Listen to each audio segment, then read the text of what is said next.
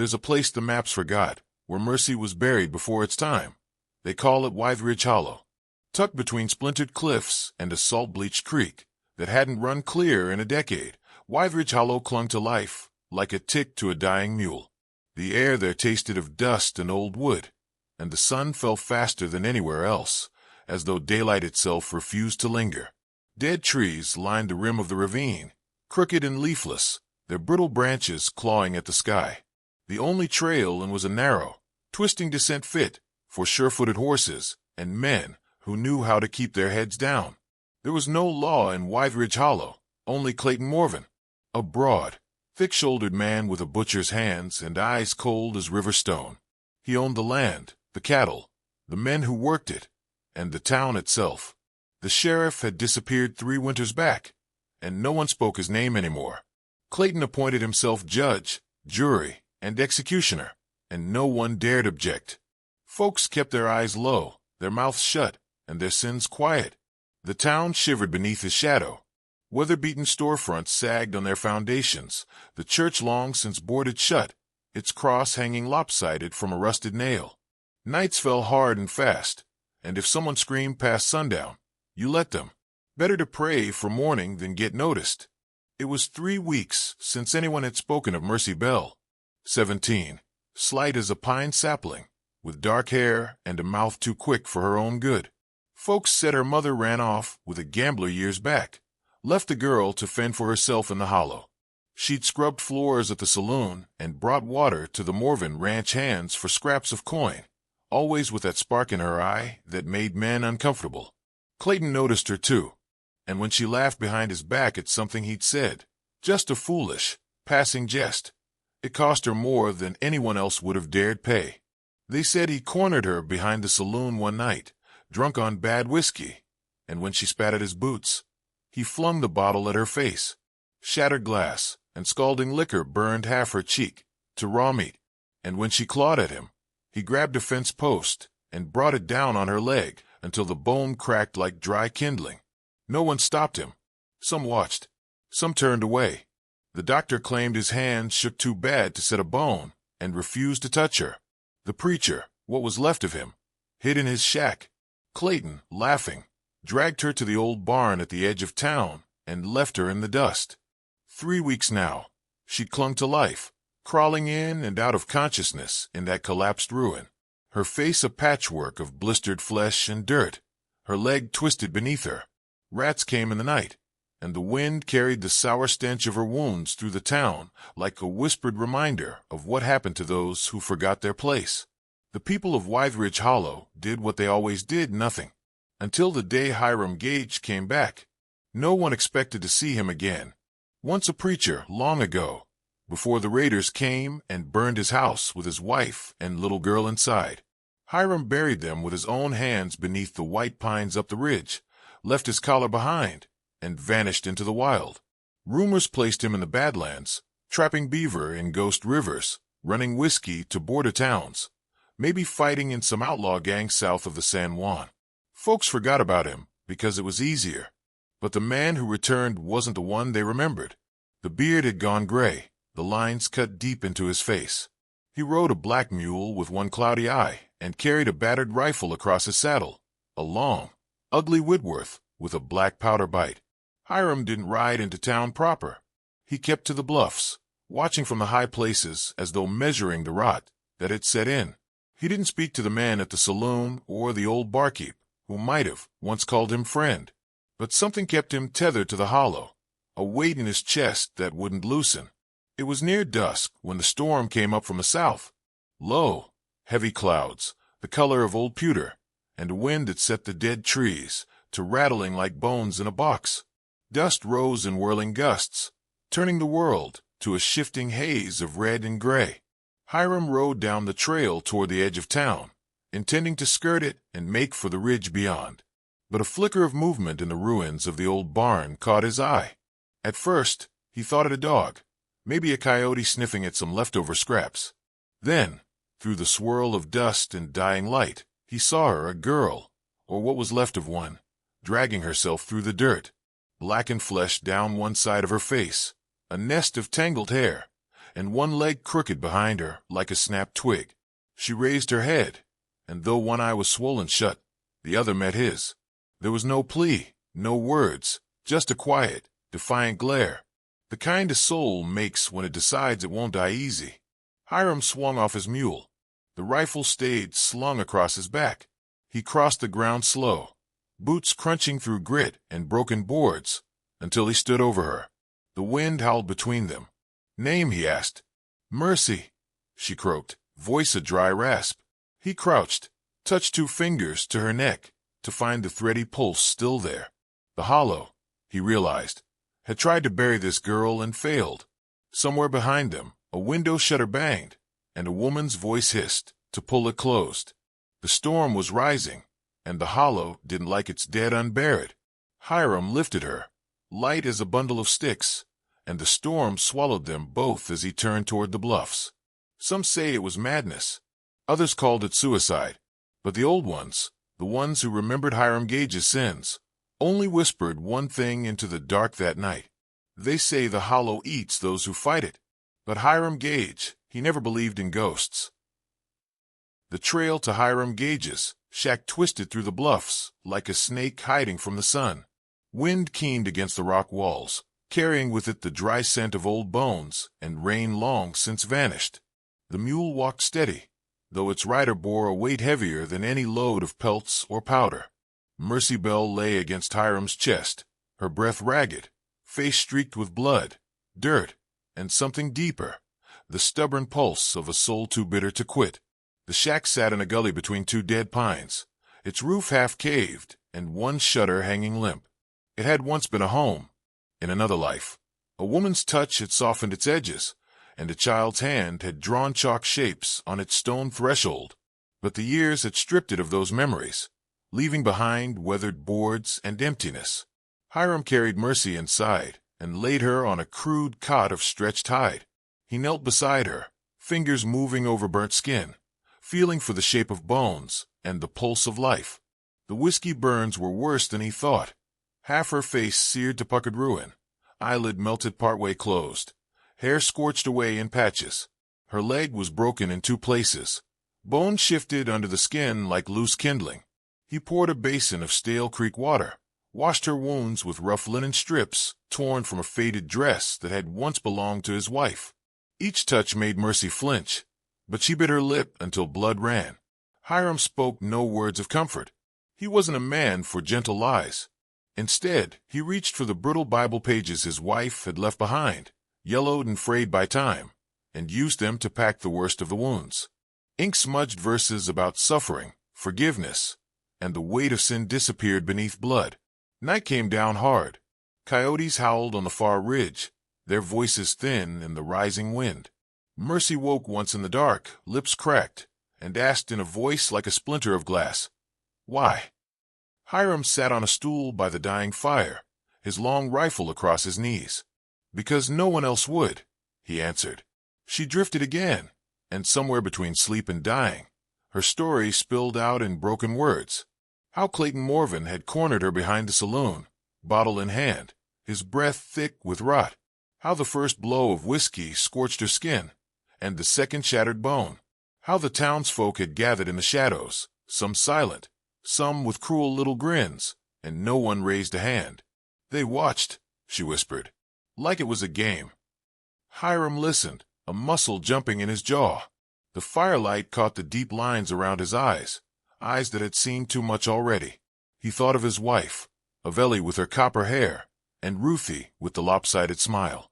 The raiders who'd come that night, years ago, and what little was left when the flames died. He thought of the town turning its back on them then, too.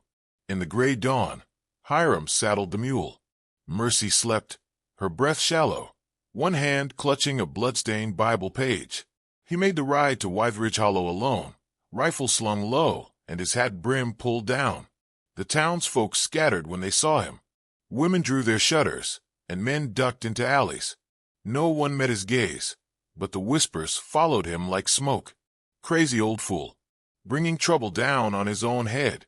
Should have left the girl to die. The doctor's office was a crooked shack with a faded sign that hadn't hung straight in years. Dr. Loomis was a thin, twitchy man with gray hair and yellowed hands. Hyram kicked the door open without knocking. Loomis jumped, spilling a glass of sour liquor across his desk. "Gage," he stammered, voice cracking. I don't want no part in this." "You already had your part," Hyram growled, "when you let her rot in that barn like a goddamn stray dog. She's marked, Gage. You know it. Clayton."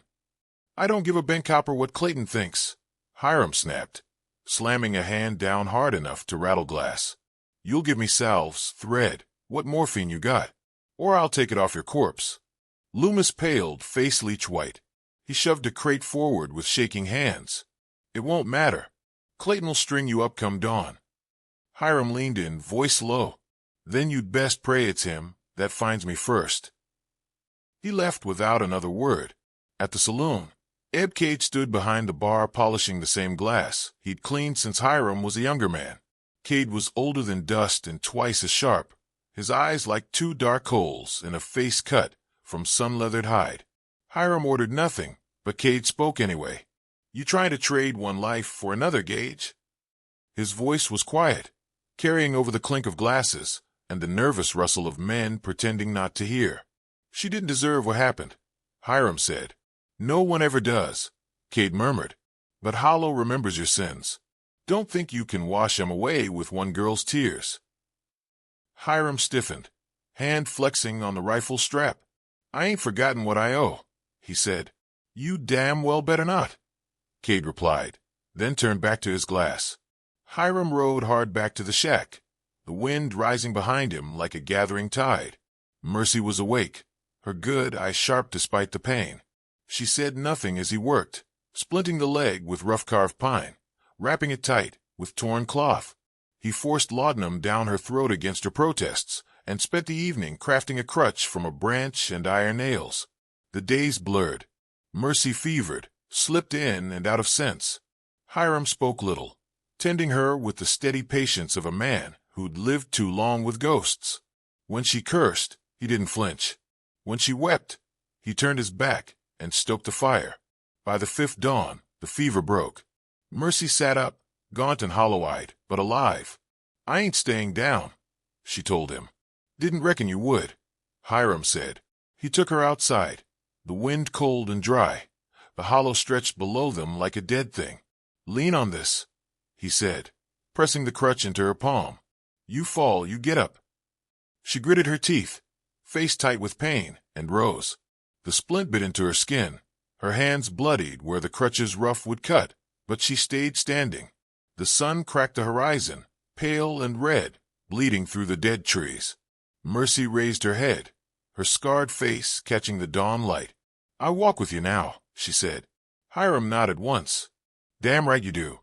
The dried salt creek lay like a scar across the land, its bed cracked and white with residue from waters long gone. In the mornings, before the sun rose high enough to bake the earth, Hyram led Mercy down there. The wind howled through the dead trees, carrying the smell of old blood and dust, and they worked in silence. Mercy limped on a rough crutch Hyram had carved for her, legs splinted tight, the burns on her face beginning to scab and scar over. She didn't complain, not when the branch bit into her palm, not when she fell hard enough to reopen half-healed wounds. Hyram was merciless in his teaching, showing her how to keep low, to read the ground, to steady a knife in her shaking hands. He taught her where to strike a man so he wouldn't get back up, how to use her smaller size to vanish into brush and shadow. "I ain't making you a killer," Hyram grunted one morning, watching her stab a bundle of straw and canvas. "I'm showing you how not to die." Mercy said nothing, but her good eye stayed sharp, and her hands no longer trembled when they wrapped around the hilt. It was in those dry days by the creek that Mercy saw the Whitworth rifle, long, slender-barreled, with a custom dark walnut stock, the iron sights burnished by years of use. Hyram cleaned it with the same care a priest might offer a holy relic. She'd heard of rifles like that, English-made, black powder, heavy as sin and twice as unforgiving. Most were lost to time or buried with men who didn't come back from the war. "Thought those things were outlawed," she remarked one evening, sweat and dust streaking her face. Most are, Hyram said. This one just never got found. She didn't ask where he'd used it, or against who. Didn't need to. By the time word reached town that Hyram Gage was harboring the girl Clayton had marked for dead, the air in Widge Hollow had gone tight as a noose. Men spoke in low voices at Cade's saloon, casting nervous glances toward the bluffs. Mothers dragged their children indoors by sundown, and the old church bell, cracked and unused for years, began to toll without anyone pulling the rope. Clayton Morvin didn't send a message. He sent fire. Hyram and Mercy returned from the creek one evening to find the shack ablaze, orange light staining the sky. The mule was gone, likely cut loose and driven into the dark. Flames licked through the roof, the door sagging inward, the air thick with smoke and burning wood. Mercy stared, her face unreadable in the flickering glow. The last of Hyram's keepsakes, his wife's cross, the child's dress folded in a cedar box, turned to ash in moments. The fire cracked and spat, and Mercy tightened her grip on the crutch. "We run?" she asked. Hyram spat in the dust. "If you mean to fight," he said, voice low and hard, "we end it here." No one spoke of leaving after that. They made for Dead Man's Fork, a narrow canyon cut deep between jagged rock walls, with a trail from Widge Hollow snaked toward the distant ridge. Old stories said it had claimed more bones than the town gallows.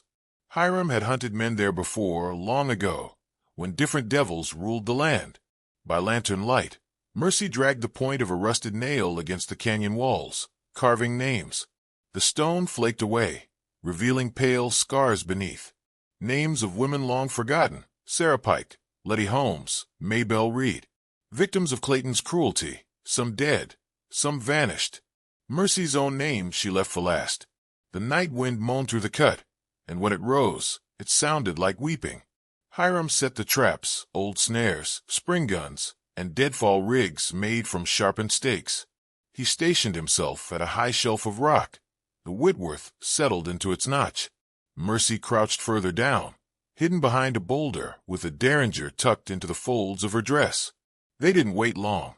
Clayton sent 6 men, hired guns, faces half lit by torchlight, horses snorting at the scent of old death.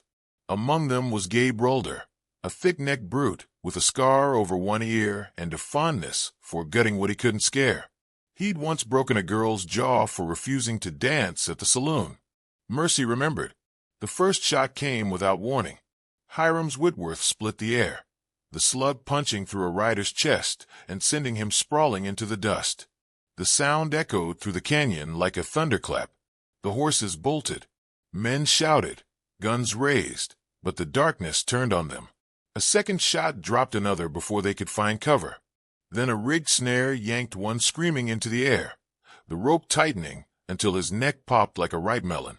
Rolder roared curses, firing blind into the rocks. "You sons of bitches!" Mercy gripped the derringer, sweat slicking her palms. A rider came near, silhouetted against the firelight, and for a moment she saw his face, Tom Lacey, one of the men who'd held her down that night behind the saloon. Her heart stuttered, but she didn't hesitate. She stepped from the shadows, raised the small pistol, and fired. The shot caught him beneath the chin. He fell back, blood arcing in the firelight, a look of wide-eyed shock stamped on his face. "Mercy!" he rasped once, then died. The remaining men tried to retreat. Hyram dropped one more as he ran, the Whitworth's report rattling loose stones from the canyon walls. Only Gabe Rolder remained, his gun empty, his face pale and slick with sweat. Hyram came down the slope slow, the rifle slung low now. "You always were a coward, Gabe," he called. Rolder made a break for the creek bed. Mercy was waiting. She brought the crutch down on his knee, the joint buckling with a sick crack. The big man howled, tried to grab her, but she jammed the derringer's barrel against his gut. "Please," Rolder gasped, eyes wide. "It weren't me. I didn't." "You laughed," she whispered. "That's enough." She pulled the trigger, but the derringer clicked empty. Rolder flinched, and Hyram's boot caught him square in the chest, sending him sprawling onto his back. They tied a length of rope to a dead tree at the edge of the Salt Creek and hoisted Gabe Rolder up by his heels. He dangled there as the dawn came, blood trickling from his broken mouth, eyes rolled back. A crude sign hung around his neck read, "Clayton's man." By morning, the town knew. The hollow stirred, old secrets rising like sour water from a poisoned well. Widows muttered names they hadn't spoken in years. Men who'd cowered before began to remember debts unpaid. Cade's saloon went quiet. The church bell rang again, though no one claimed the rope. Clayton Morvin rode into town at midday, his face set like stone. He saw the hanged man by the creek, saw the fear in the townsfolk's eyes. And his fury was a living thing. "By sundown tomorrow," he snarled, spurring his horse toward his ranch. "Gage's bones bleach in my fields." The wind came down from the bluffs, hot and dry as a forge bellows, thick with dust and the sour scent of the salt creek. Widge Hollow sat uneasy, shutters drawn, animals restless, and men glancing over their shoulders. The storm wasn't here yet, but everyone felt it. In their teeth, in their bones, in the old, rotting boards of a town built on forgotten graves. Cade poured a drink behind the bar, though no one asked for it. His hands trembled only slightly as he set the glass down before Mercy Bell. Her face was half-shadowed beneath a threadbare hat, Burns drawn tight, but her eye was steady, hardened. Didn't bother with lies. "Not now. This place ain't what you think it is," he muttered, leaning in. His voice rasped like dry paper. "Never was." Mercy didn't flinch. "I know what it is. A place that lets men like Morvin do what they please." Snorted bitterly. "That's just the rot you can see. Hollow's worse than a town full of cowards and brutes. It's a graveyard wearing a town's clothes." He told her then, the truth no one else would dare speak. 40 years ago, before the Hollow was a name on a trail map, this ravine was a traveler's camp. Families heading west, wagons creaking under the weight of their hopes, trusting the land to let them pass. And then a storm came. And with it, men from nearby ranches, desperate, angry, eager to take what wasn't theirs. They descended like wolves, slaughtering the travelers for their horses, coin, and women. They blamed it on raiders, claimed Comanches or outlaws did the butchery, built the town on the bones of those they killed, buried them shallow beneath the salt-bleached earth. Ebb's father helped lay the stones for the first saloon. He'd seen it, never spoke of it sober. The founding families, Morvin's line among them, swore an oath to keep the truth buried. Mercy sat frozen, the words sinking into her bones like cold water. And Hyram's wife? His little girl? Ebb's mouth twisted. They weren't killed by raiders like folks say. They came through here, same as the others. Hyram was off hunting 3 days. When he came back, his house was ash, and the town gave him a story and a bottle to drown it in. Told him it was Comanches, but it was them. The Hollow. Same hands that built that church, same hands that hold the rope on the gallows. Mercy's fingers tightened around her glass. It felt like the world tipped sideways. She thought of Hyram, alone out in the wild for years, carrying ghosts that had faces he never truly knew. And she thought of herself, another orphan this place would have left to rot. "Why were you telling me now?" she asked. Ebb drained his glass, eyes hollow. "Because some debts ought to be paid before the storm takes us all." He slid a small, rusted iron key across the bar. "Old church. Trapdoor behind the pulpit. There's things buried down there." Mercy left without a word, dust rising around her boots. The church stood like a broken tooth at the edge of town, roof sagging, door off its hinges. Thunder grumbled in the distance, the sky bruised and low. Inside, the air was thick with rot and dust. Pews lay overturned. Rats scattered as she moved. The pulpit, long forgotten, leaned sideways, a Bible blackened by rain lying open to pages fused together. Behind it, she found the trapdoor. It opened with a groan, revealing a crawl space reeking of old earth. Mercy dropped inside. In the flickering light of a storm-lit sky, she found them. A box of ledgers and journals, ink faded, pages brittle. Names, ledgers of stolen goods, witness accounts, signed by men long dead, and some still walking. She read it all.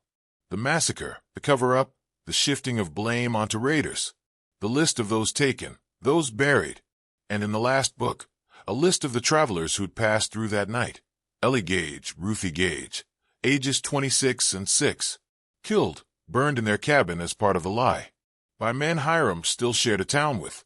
Her breath hitched, but no tears came. Just a cold, sharp clarity. She climbed out into the storm. Dr. Loomis's shack was next. Mercy found him pacing, sweat shining on his bald head. He startled when she entered. "Mercy," he stammered. I tried to." "You knew," she said, voice like broken glass. His lips worked, but no words came. She tossed one of the old journals onto his table. The blood drained from his face. I couldn't. They threatened my boy. You watched them burn his family alive. You patched the wounds of the men who did it." Loomis fell to his knees, weeping. "I was a coward." Mercy turned away. Left him there in the dark. The town bell rang once at dusk. Loomis hanged himself from the gallows rope, leaving behind a note no one read aloud. By then, the dust storm had arrived. The sky turned the color of rusted iron, the wind howling through the streets. Sand scoured the skin from bone. It was a storm to strip the land clean, and the town's sins rose with it. Hyram stood at the edge of the churchyard when she returned. The storm had carved deep lines into his face, his eyes shadowed beneath the brim of his hat. She handed him the ledger, watched his hands tremble as he read the names. He made no sound when he reached Ellie and Ruthie's. "I thought I knew what took them," he said finally, voice hoarse. "Thought I made peace with it. Never did." Mercy pressed something into his hand. A small, tarnished locket. Ruthie's. She'd found it in the church crawlspace. Its chain broken, but the photo inside still intact. A little girl with bright eyes and hair like fire.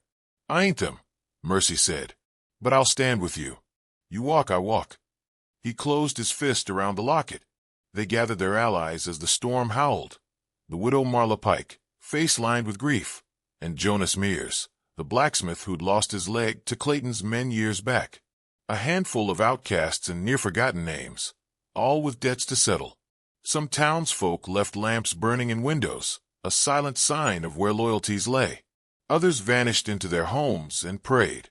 At nightfall, Hyram and Mercy stood before the broken doors of the church.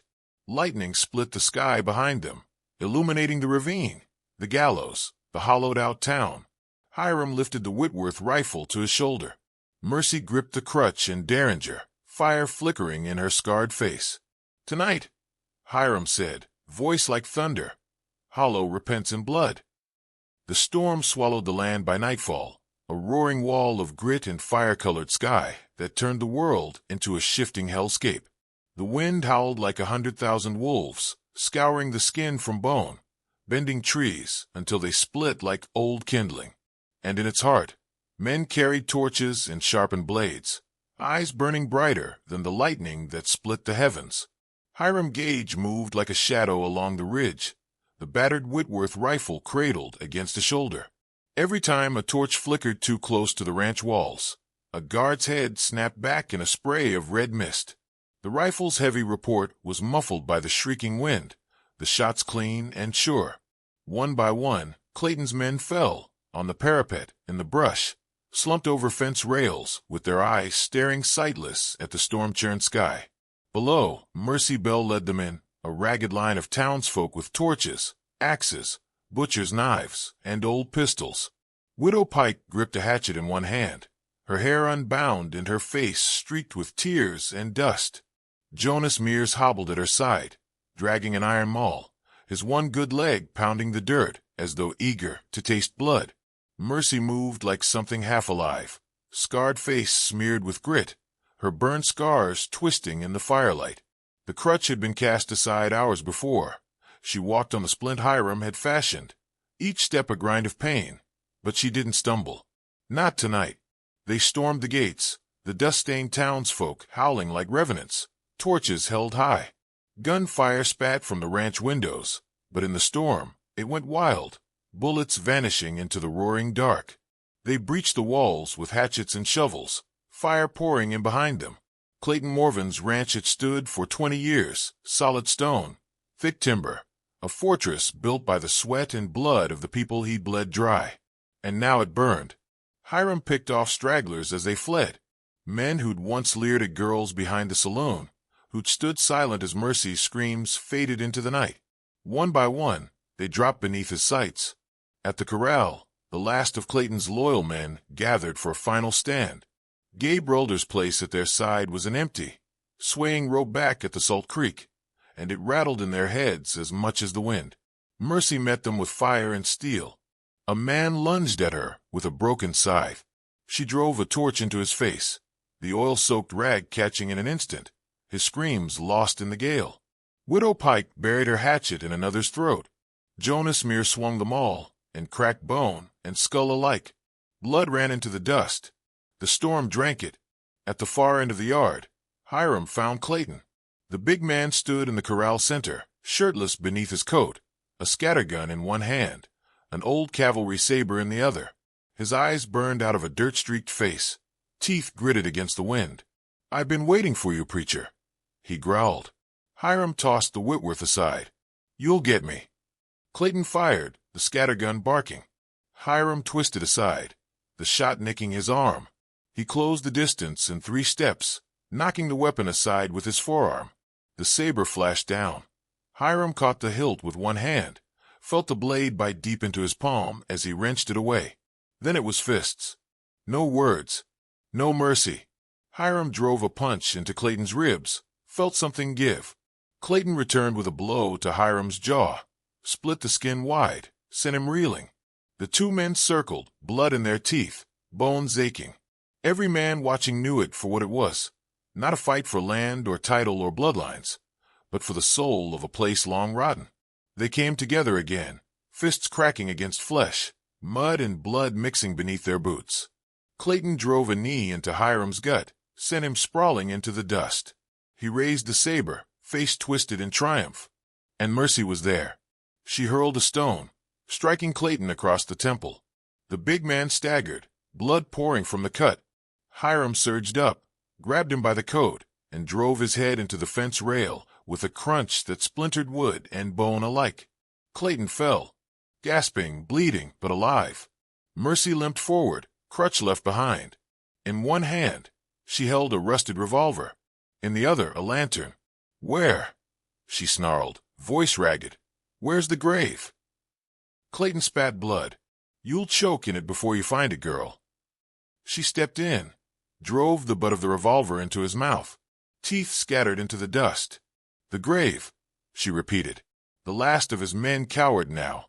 One of them, a twitching, pale-faced youth barely older than Mercy, lifted a shaking hand and pointed toward the northern fence line. "Out by the old well," he whispered. "South of the dry oak." Mercy stared at him. "Run. Far as you can." He didn't hesitate. She turned to Hyram, fire in her one good eye. "You follow. Always." Together, they dragged Clayton, bleeding, cursing, half-conscious, through the storm, toward the old well and the dry oak. The dust parted long enough to reveal the earth, cracked and sunken, the outlines of long-forgotten graves. Mercy saw them, the shallow mounds and the bits of sun-bleached bone exposed by time and weather. "This is where you built your hollow," she said. "On women's bones. On a child's grave." Clayton laughed through broken teeth. "This town dies with me." Mercy smiled, a ragged, weary thing. "No, just you." She emptied the lantern's oil over him, struck a match. The storm fed the flame. Clayton screamed once, a raw, ragged thing, and then the wind took it. Fire danced across the graves, snapping and crackling as if the earth itself sighed in release. When it was done, Mercy stood silent, watching the ashes settle. Hyram came up beside her, face bloodied, eyes hollow. "I was there," he said, voice a ghost. 40 years back. I knew what happened. I held the ledger. I signed my name beside the others." Mercy didn't look away. "I left when Ellie and Ruthie died, thinking I could drown in the wild. Didn't know you'd come from one of them. Your mother was one of the girls who lived through that first night. I saved you to pay the debt I owed her." The words hung in the air, heavy as the storm. Mercy's jaw clenched. The world shifted. "I should hate you," she said. "I'd not blame you." But she didn't. She laid a hand on his shoulder, rough and scarred. "You walk with me now," she said, the words clear against the wind. At dawn, the storm broke. The hollow lay in ruin. Homes burned, gallows charred to black stumps. Those who remained gathered their dead, buried them proper for the first time in decades. Mercy led them. They raised new homes, tore down the old church, and built a school. The gallows were left to rot. Some say Widge Hollow died that night in the storm. Others say it was born. The legend spread in whispered tavern talks, from canyon town to frontier post. Some towns die in a storm. Others are born in it,